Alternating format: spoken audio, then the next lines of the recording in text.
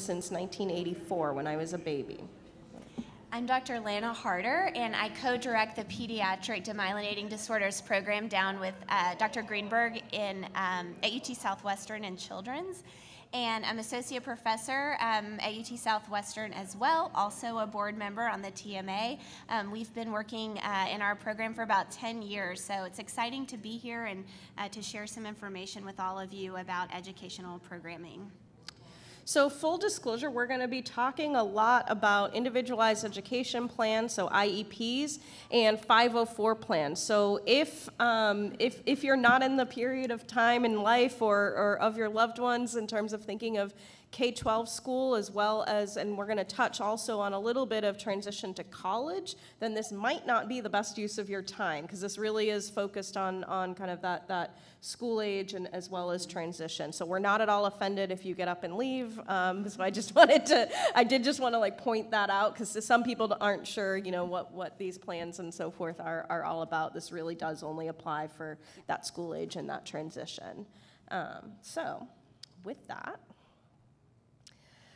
So we're going to talk briefly about some of the different legislation and the laws that exist here in the United States, particularly related to these IEP plans as well as 504s. The short version is that each plan is covered by different types of legislation, and so that becomes important, especially down the line, and we'll talk about this too, of if there becomes issues in terms of trying to advocate for your rights or the rights of your child, knowing which laws and which legislation actually apply in that particular situation. So for individuals who have an IEP or an individualized education plan, that the federal legislation that puts that into motion is the Individuals with Disabilities Education Act, which is also commonly known as IDEA. And so this particular law ensures that children have access to a free and appropriate education, which allows for achievement. And so under this law, the onus or that burden of responsibility actually falls on districts and states in terms of making sure that every student with a disability is getting access to this free and appropriate education. And so this includes the identification of the children with disabilities from within the school and or the district, as well as associated evaluations in terms of determining what that need really is, and in fact that a disability is present. In this process, and Dr. Harder will talk a little bit, I think, about this as well. You certainly are able to bring in, you know, outside evaluations and outside consults, and in terms of documentation that you might be getting from your neurological visits and clinic visits and things like that. But it really does fall on the school district and so forth in terms of that evaluation and that eligibility. Anything you want to add? Yeah, that's a really great point. So schools, you can request an evaluation directly from your school, and it would be their responsibility to get that done. However, a lot of the kids that we see with these rare conditions will come in to see our psychologists, neuropsychologists, to do these big evaluations, and we then, you know, have the family take that to the school, or with a release, we'll send it to the school directly to plan the education programming. So that's a good point. Yep. And then the ultimate piece that kind of results from this is the IEP, or the plan of what those educational services are to allow for achievement of that student within the school district.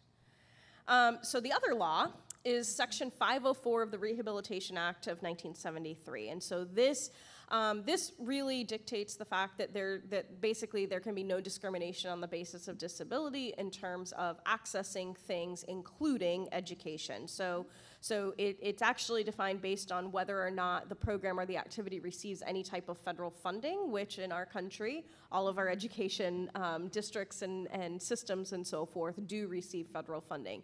Interestingly, Section 504 of the Rehabilitation Act actually is a little bit more widespread than IDEA in the essence that this particular law will also become pertinent as you move on in terms of transition to college age and even the workforce as well, whereas IDEA really does have, only has implications within the K-12 system, so.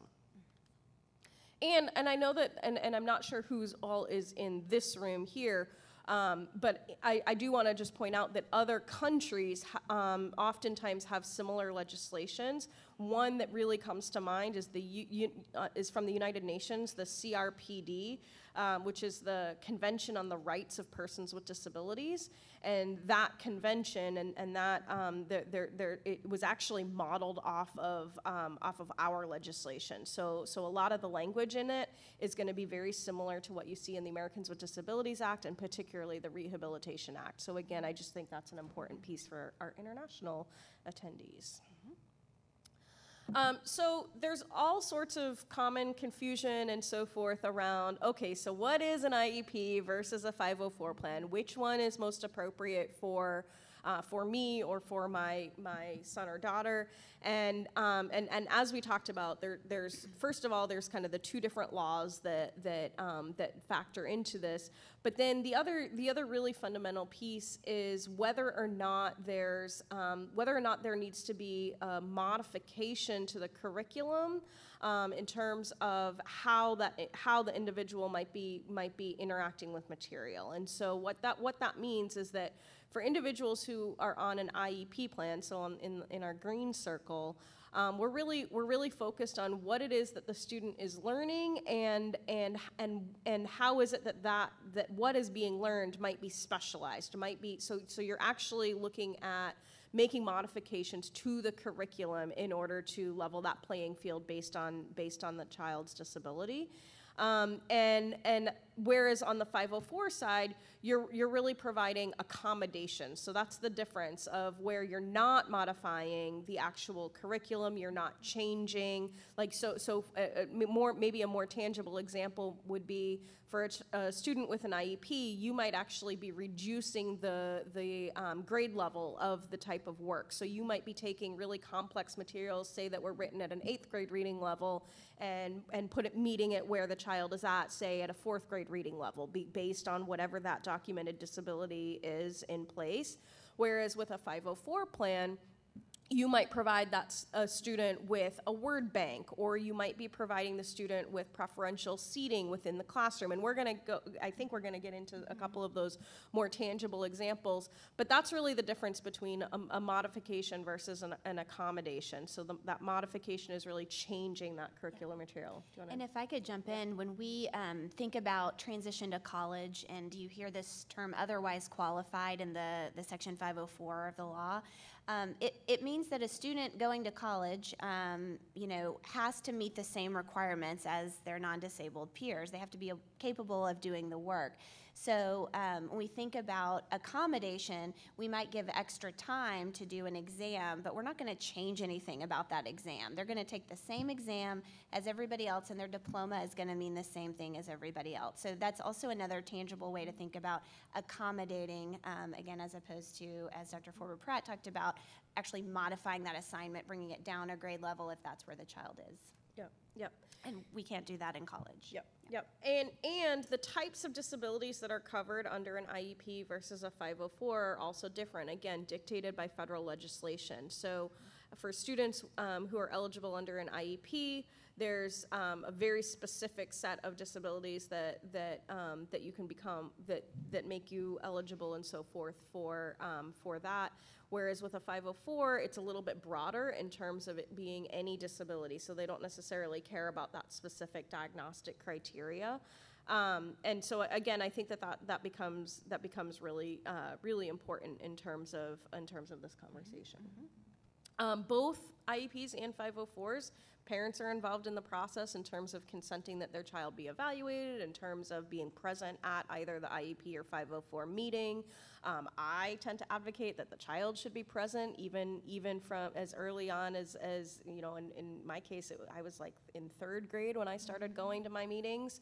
And part of that is because you're talking about me, the child, and you should have a say in terms of what's working, what's not working, how it could be working better for you, and to be able to prepare, which we'll talk about a little bit later, prepare for transition where at some point in time, that onus and that responsibility is going to be on the child in terms of being that advocate for their own accommodations. And as it pertains to kids with rare neuroimmune conditions, you know, some of the categories that someone might qualify under, I like to mention other health impairment, or OHI, is something that you'll hear a lot.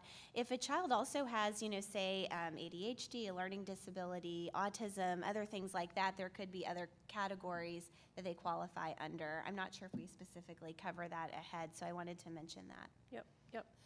And with both IEPs and 504s, there should not be any type of cost to parents, parents or guardians, in terms of both the process of the evaluation as well as in terms of what those either accommodations or modifications end up being. Oh, hey, look at that. We just talked about this. So I think one piece just to point out, and I think Dr. Harder started to mention this too, is that this really, while this is a big deal, and you know, in terms of that distinction of IEP versus 504, it also becomes a really big deal when you think about college and universities, and in terms of what that looks like. I also, being that I'm a university professor, I think that it's important to explain to other people and even siblings and so forth too, that the purposes of accommodations and modifications really is to level that playing field, to even that playing field. It's not to give what so often we hear, and this is a really problematic rhetoric, is that it's an unfair advantage. No, it's not. It's actually a way to level out that playing field in order to adjust for the fact that there might be a cognitive processing issue going on, that there might be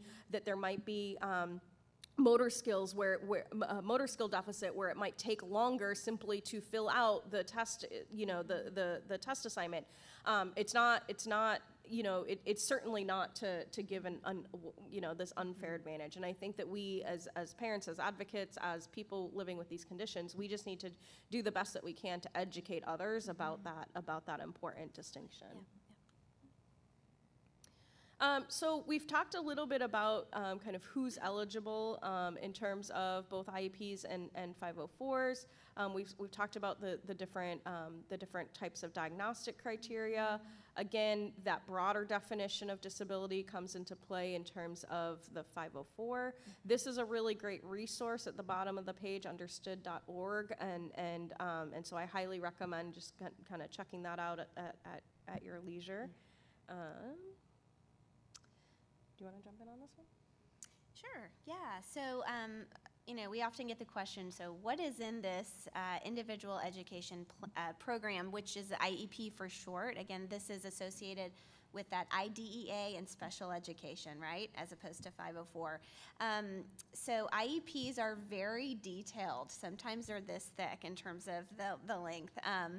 And they give a lot of detailed information about what's happening for the child, what their needs are, what the very specific goals are for that child, and how they're going to be served. And it's very specific, and it's broken down in great detail so that it's easy to measure and track. So I find that the kids who have IEPs, these are followed pretty closely. We'll talk about 504 plans in a moment. It's a little bit of a different situation. So this is that document that follows that child. It's updated periodically and is what a parent signs off on after the meeting where you establish this plan. I like to mention to parents, if you are in one of these meetings and you don't agree, you don't have to sign, right? You can come back, consult with the team, advocates and other people, but you definitely don't have to sign that. So I like to mention that.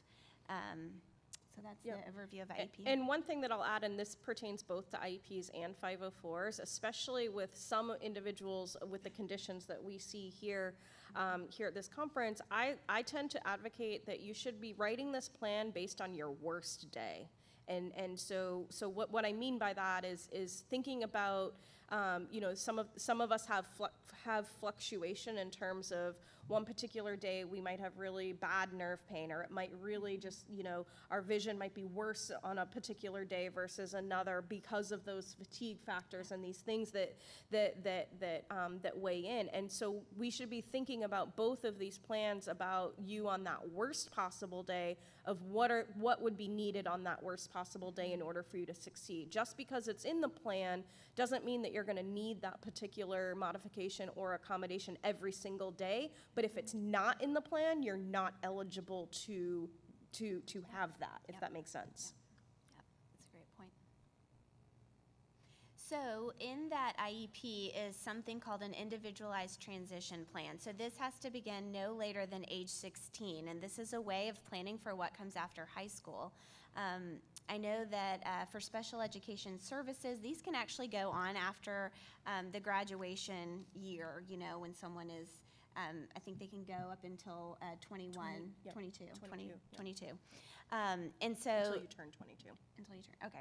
So this plan is really key, though, for thinking ahead and thinking about what this will look like after high school. So I want to mention this is just a component of the IEP that's really important to know about. And again, as Dr. Forber-Pratt said, we should have that teen in the room talking about this as well, because this is their transition plan. And so I think we've kind of covered all that. Yep. So again, this is just kind of saying what we just said in terms of accommodations versus modifications, and the fact that things are reviewed annually. So, all right. And so I like this slide because it really emphasizes a point we've made already, which is that the responsibility is largely on the school to identify, assess, plan programming, advocate, and help, you know, create these transition plans. So parents are, of course, involved in that process as well, but the responsibility really falls largely to the school, and we know that this will change what feels like overnight when someone goes to college. Yep. So we'll be talking about that. And I'll also say, too, that it gets, even as you transition within the K-12 system, so moving from elementary school to middle school to high school, things shift with all of this, and it in terms of who is on that critical team, and also in terms of the complexities of the types of issues that you have to talk about. So one tangible example is that, you know, in elementary school, other than your specials, so like art and cafeteria time and gym and, you know, things like that, for the most part, you're in one classroom, whereas as you move through schooling, you then have to start thinking about things like transition time and like the physical space of multiple classrooms and that layout, which can become a bigger issue for, especially for folks within our community. So this is a slide which kind of talks a little bit about what was on that last slide in terms of these differences around not only who is responsible, who does what, and so forth, but also the types of. It starts to get at some of the types of services that you might be asking for based on these different components.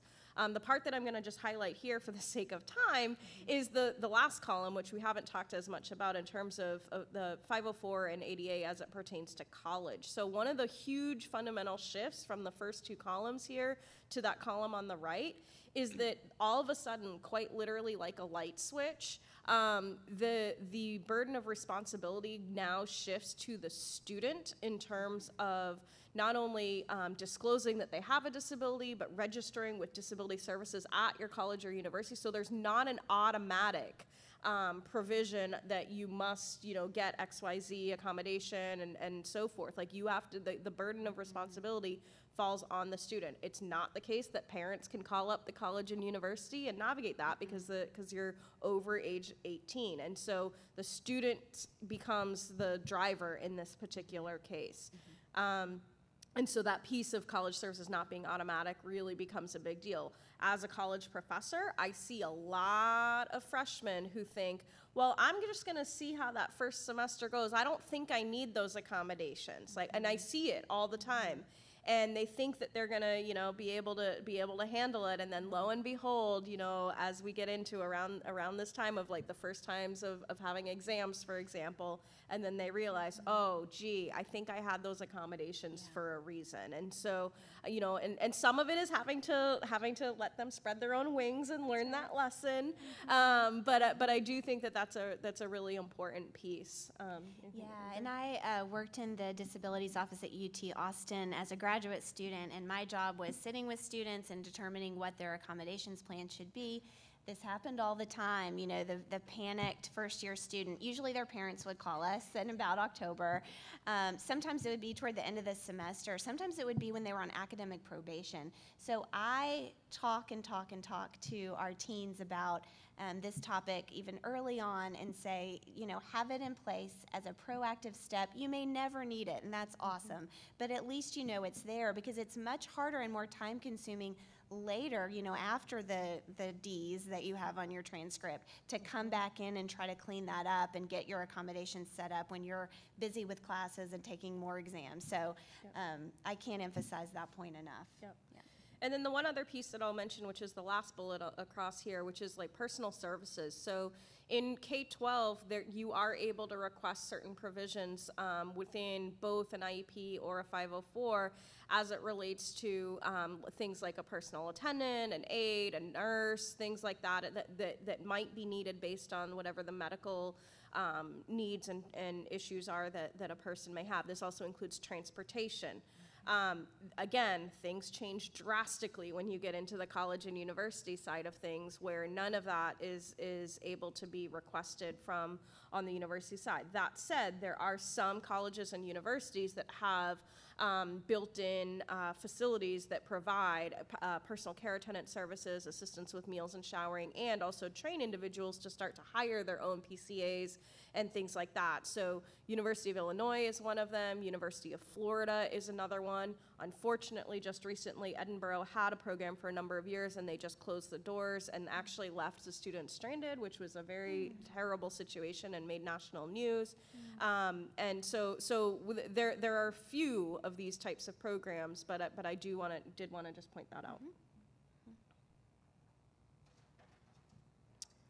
Okay, so just a few points about preparation for transition, but perhaps we should pause. Since this is a short session, we want to make sure that we're answering any questions relative to the IEP 504. We can talk more about transition to college, but we're here for you based on what questions you have. Anyone in the audience have questions?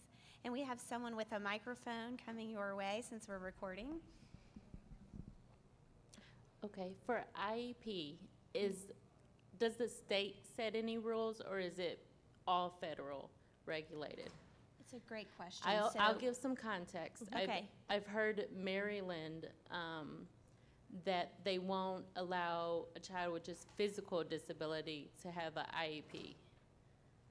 Correct. Well, so it's complicated, because if you have a physical disability, you generally would fall under the 504 camp, okay? But as we know, particularly with our conditions, there are, and Dr. Harder can speak to this, there are some instances where, based on that physical disability, that there may be an academic need for more modification. So in my case, I was on a 504 throughout my whole K-12 schooling, because the types of accommodations that I needed fell under a 504 camp. So it was preferential seating, accessible transportation, things of that nature. Do you want to? Yeah, and to back up to the beginning of your question, so there is this federal law, the IDEA, that we spoke about, and then it's up to individual states to basically, administer or execute that. So we in Texas have the Texas Education Agency. So there is a state agency typically that is responsible for overseeing how that is carried out in that particular state. And so that is a great resource. If you have questions or concerns, that's a great place to go. And we advise our families to do that if they are having an issue or a question relative to that IEP. But I will also say in the 13 IDEA categories of disability, orthopedic impairment is there, which would cover most physical disabilities that we're that we're talking about. But you might also hit more than one of those buckets in terms of that on that IEP side of things. So the parent just needs to fight for it a little bit more, probably. Yeah, I mean, I think I would need to know a little bit more about what accommodation you're really after in terms of getting, and so and it again, this gets messy and complicated in terms of what is needed in terms of how to level that playing field, and so yeah.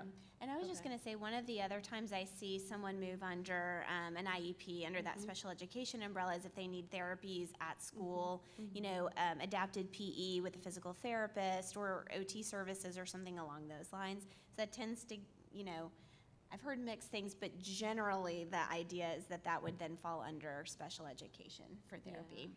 Yeah. There could be some differences across states for that. Can I ask a second question? Sure. Can absences from school, is that incorporated into IEP if the state doesn't have, I guess, the incapacitation rule? Like right now, some states they're required to bring a note for every absence from school, like Kentucky's that way. Can it be a blanket, I guess, excuse incorporated under the IEP so they don't have to bring a doctor's note every single time? So I've seen it on the 504 side. I actually don't know if I've seen it on the IEP side. I'm not sure if you have. I had unexcused absences, as a 504 accommodation for myself, and that was because of doctor's appointments, therapy appointments, things like that. And so they couldn't penalize my grade. They couldn't, whatever the state rules in terms of absences and truancy and all of those types of things did not apply in my case because of that being written in my plan. Again, I don't know of it on the IEP side, but I think that because it is seen that way on the 504 side, I would think that it could be on an IEP side of things. I've seen this become more difficult for high school and college, where the hours and credits are counted like down to the last detail. So I have seen that trip people up before and cause problems.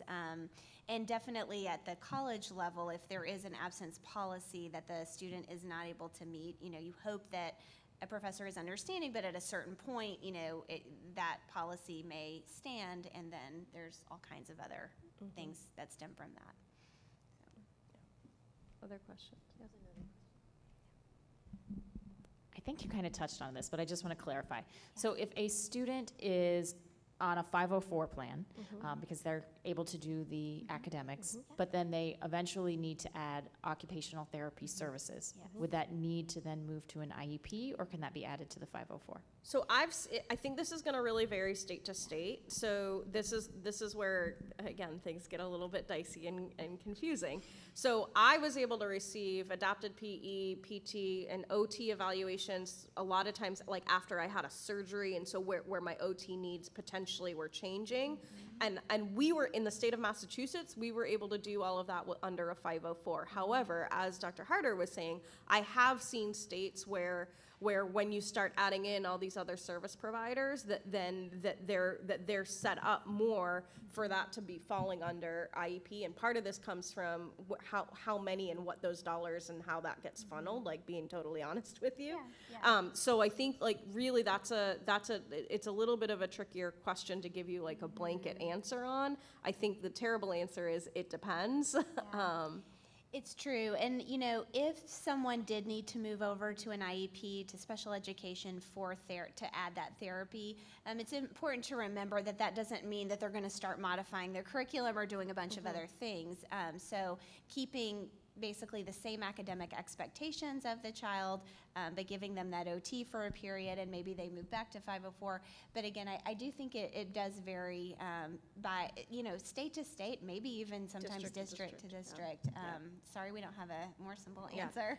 And one thing I should have said earlier, and I know we have one other question too, one thing I should have said earlier too, which is, so generally, it's going to be a director of special education within a school building who is really managing that IEP process and kind of like the leader point person. Interestingly, in the United States, for 504 plans, it's actually your school counselor. And because I teach future school counselors, they get next to no training in terms of this. Like I have incorporated 45 minutes into one class, which to me is shocking. And so I just say that where I don't think that oftentimes it's necessarily the fault of a school counselor. I think that they just don't necessarily get the training, and so they're really going to be, unfortunately, relying on you and your son and daughter to be a strong advocate.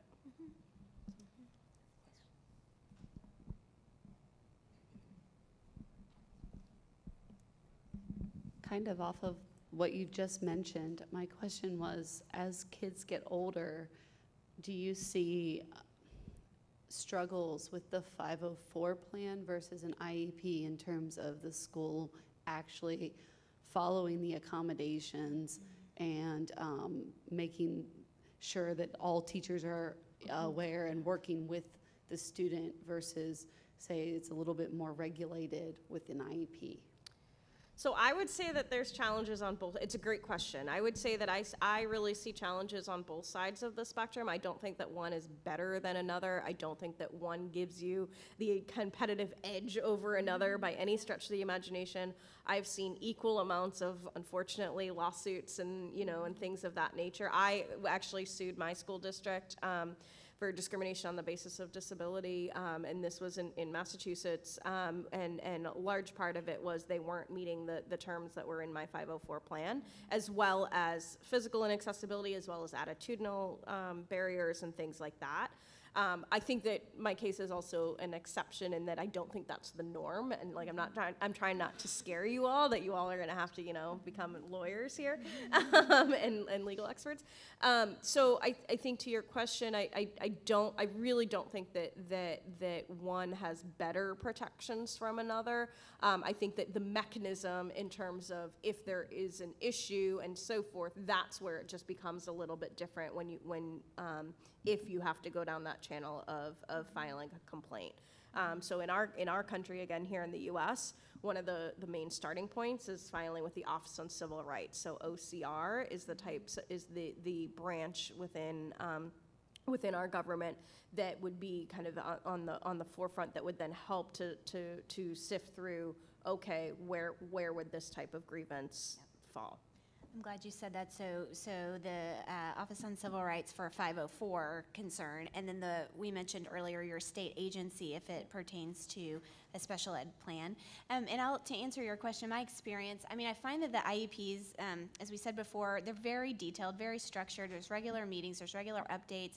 I think by contrast, it feels this way when I talk to patients and families. When there is an issue getting a service, it tends to be the 504, that somehow, it's not being followed exactly, or there's a certain teacher that might not be following it, and so we go back to that self-advocacy and really encourage them and give family resources like OCR if they did need to take it to that level. So, I think there are some challenges, and as you point out, when we move up in school, we're changing classes. We're negotiating with lots of different teachers and getting our needs met. The same thing happens in college. So yeah, it's really a matter of starting the school year with that plan, having those conversations as a parent with teachers, and then empowering your student to do the same as they are able to and get older.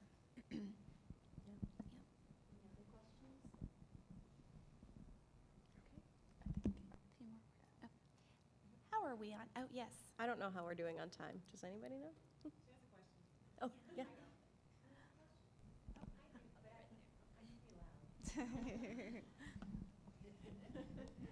So how far does the school have to go to change their buildings, actually change construction to accommodate your child. When in the district we are, they want to group all these kids together and ship them over here. And I want my child to go to the neighborhood school and do this. How much can Yep. we? So make- this is where, again, this is where things get tricky. So, so basically they have to, if that's what you want, you have to advocate for that, right? And then you have to be able to show that this is not an unrealistic expectation, that it's not an undue burden. So I'm going to use different legal vernacular in terms of what that looks like. So they don't have to make the entire school building fully, accessible, which I find a little bit ironic that it's 2019 and almost 30 years after the Americans with Disabilities Act, but lo and behold, that is in fact the case. So things that they can do, they can move, so something that happened for me was there was one section of the school building that was not accessible via elevator, ramps, et cetera, so they could move classes and things like that. I know that there are districts that try to do exactly as you're saying of we just want all of our disabled students to go to this particular school. And I would say that that's problematic because that's another type of segregation from my perspective. And that you're not, and especially, if you want your kid in your neighborhood school, you might have siblings in that school. I mean, there's a case, I would say there's a case to be made. I will say it's not a clean case to make and be prepared for a bit of a fight, but it's not an impossible case. Great question. 5 minutes? Oh, at 5 we're o'clock. at 5 o'clock. All I right. thought you were like 5 Well, more minutes. thank you all so much, and Yes. we'll be around. So Yep. please come ask us other Thank questions. you.